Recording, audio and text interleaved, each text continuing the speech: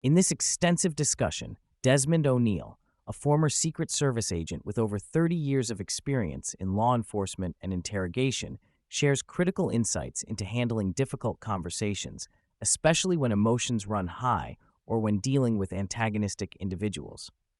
The conversation touches on communication strategies, building trust, emotional regulation, leadership, and the mindset required to navigate challenging interpersonal dynamics effectively.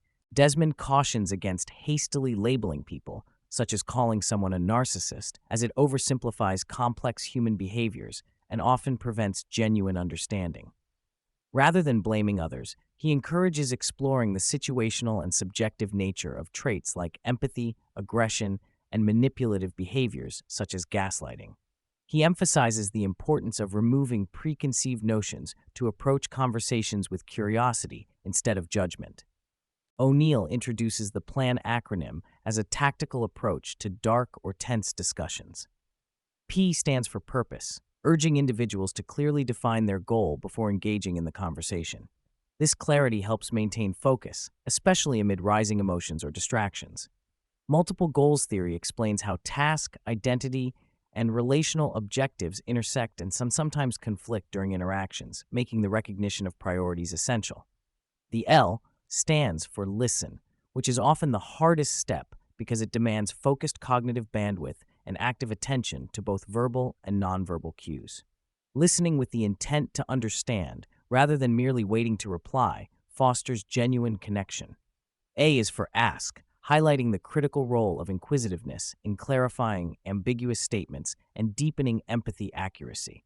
Since people frequently misinterpret others' feelings, particularly under emotional stress, asking open-ended questions bridges the gap between assumptions and reality.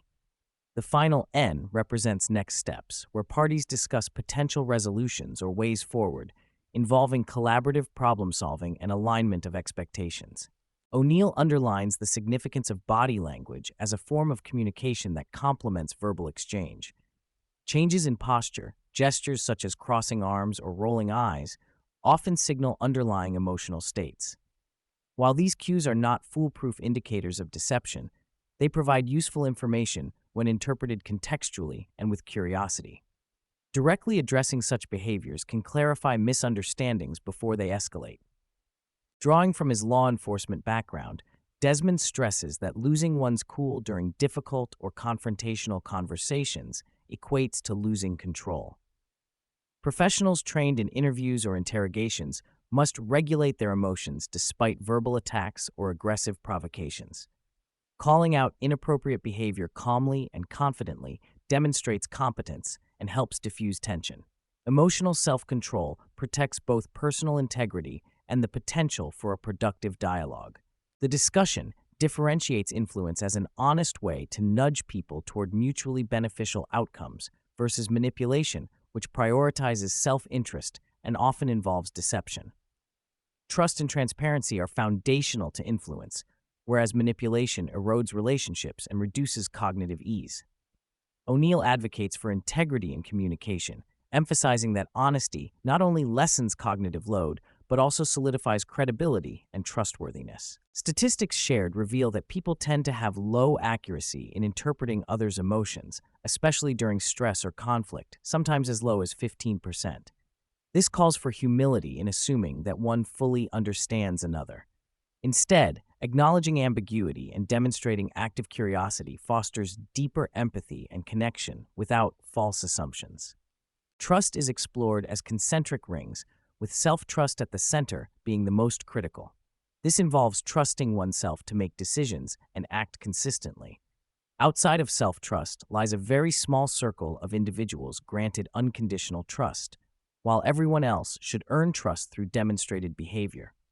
Misplaced or excessive trust often leads to emotional harm, and regaining trust once broken requires accountability, specificity, and consistent effort over time. O'Neal views leadership as maintaining calmness amidst chaos and uncertainty. Effective leaders do not wait for perfect information, but make considered decisions with the best available data, owning those decisions regardless of outcome. Using examples from his SWAT and law enforcement career, He illustrates how decisive action under pressure defines true leadership, contrasting it with mere titles or positions lacking substance. The conversation touches on how ambiguity impairs decisiveness. A group unsure of their exam results was much less likely to commit to taking a vacation than those with clear outcomes. O'Neal stresses courage in decision-making and owning outcomes, warning against paralysis by analysis or seeking unattainable certainty.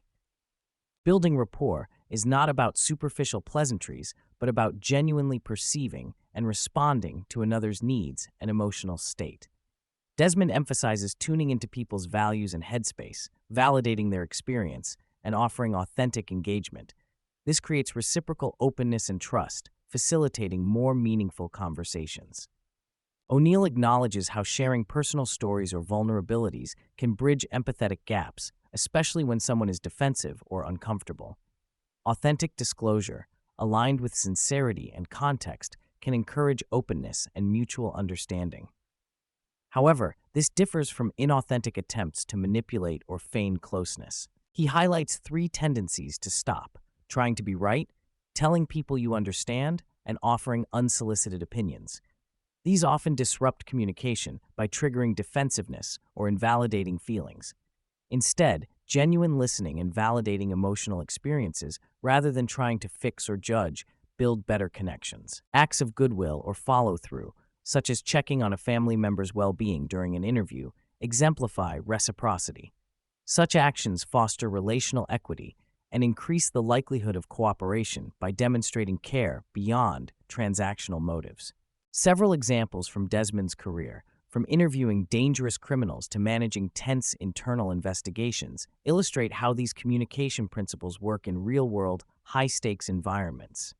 His approach prioritizes purposeful engagement, emotional regulation, and respect, even when faced with deception or aggression. True professionalism encompasses the consistent application of skills, values, and purpose in challenging situations. It goes beyond duties or titles to embody integrity, focus, and compassion even under stress. Rather than striving to influence others aggressively, Desmond champions authenticity and transparency as the pathways to meaningful influence and leadership. Genuine self-congruence builds trust that no manipulative tactics can replicate. O'Neal shares his perspective on owning one's decisions, viewing mistakes as growth opportunities rather than sources of regret. He rejects hindsight bias and advocates for self-awareness, learning, and resilience as paths toward personal and professional development.